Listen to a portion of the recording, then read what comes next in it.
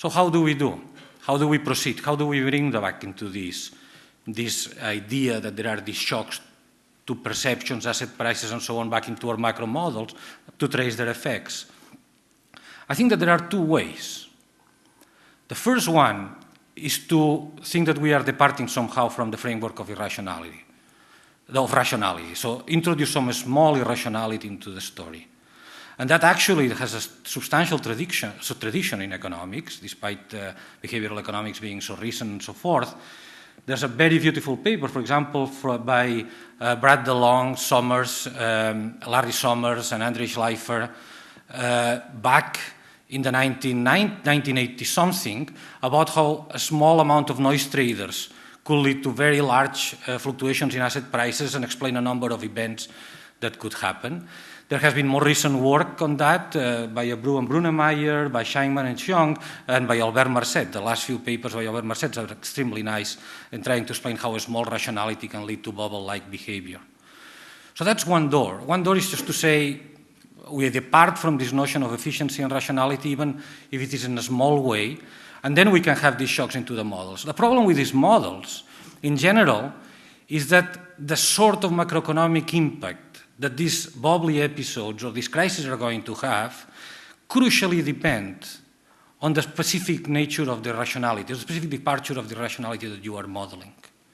If you model it in different ways, you're going to get different results. And at some point, we still are very far away of thinking about what's the right way of measuring departures from rationality. When I look around, and not to you especially, I see all sorts of departures, and only directions when I look around. So which one is the appropriate one, which one is not, we still don't have too much guidance about that.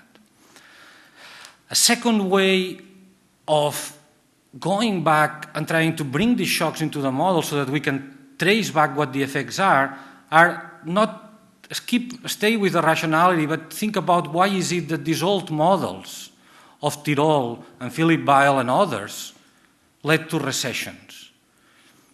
And actually, on all these old models, in addition, these bubbles could only arise on the conditions that we know that the economy is dynamically inefficient, which in this audience I barely need to explain, is the notion that economies are oversaving. There are many reasons to think that we are not oversaving, that we are not dynamically inefficient. So how can we construct models or introduce models in which we solve these two issues? We find that there are shocks, that the shocks are expansionary, lead to investment, increases in output, and so on, and at the same time, we don't need to make the assumption that the economy is oversaving, which we don't think it's the case. One of the things I've been working, and of course on this there's always the self-publicity, but I assume that I'm being asked to be here also because I'm working on this.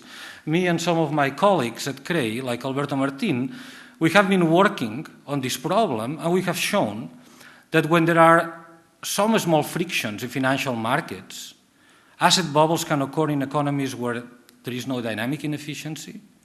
Asset bubbles can be expansionary, lead to further increases in output, investment, and growth. We are trying to work on these models. So why do we insist on working on these models rather than working on a model? I could tell you more about these models. I'm not going to do it now. But these models are based on rationality, and the bubbles perform a role, like in the models with dynamic inefficiency, and the role of that they perform is one of helping the financial system perform better. Now, which is the way we want to go? Do we want to introduce a small irrationality? Do we want to think about perhaps the imperfections creating bubbles that are totally rational? Do we care? At the end, do we want to predict, or do we want to simply understand?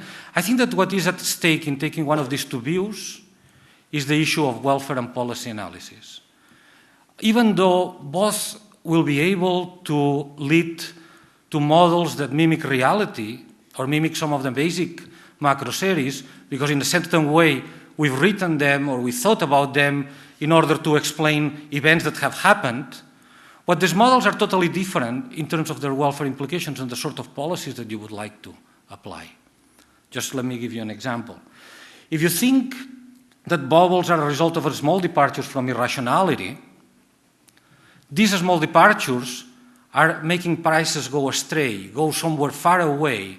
Even a small rationality departures are making prices go far away, substantially far away what the right prices should be.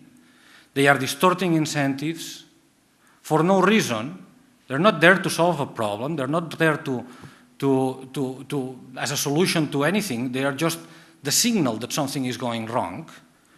And, yes. So they are the signal that that's going wrong. And as a result, the presumption is that the bubbles are bad and that we should avoid them. In this sort of view, what you want to do is, well, first you want to explain why, despite that they are bad, when they are there, we are so happy and things work so well, the macroeconomic performance is so fine, and all the bad effects come afterwards, where they are gone. They are like a kind of an inheritance. But this sort of policy advice that would come from this is a policy advice that would lead towards trying to fight the bubbles. If you instead think of bubbles as coming from financial market imperfections and bubbles, these bubbly episodes or these crises, as coming from the fact that there's an imperfection and the bubbles are doing something to solve it, the policy implications and the welfare is totally radically different. You would like to keep them, you would like to control them perhaps somehow, not all bubbles are alike. And typically you would see the bubble not with anxiety, but the other way around. You would see the appearance of a bubble as the market trying to solve some of the imperfections that it has. I'm going to close here, but I'm going to say that I'll answer some questions there. But going back, I think, in terms of summarizing, I think that we are at a crossroads. I think that the question is, let me summarize, the question is, where are the bubbles in our macro models, so we can think about episodes like the one we are living in an organized way, and we are at a crossroads into thinking of two types of modeling these bubbles, that the two are around, and that they will be decided in the next few years. Thank you, and sorry for the extra time. Thanks, Jaume.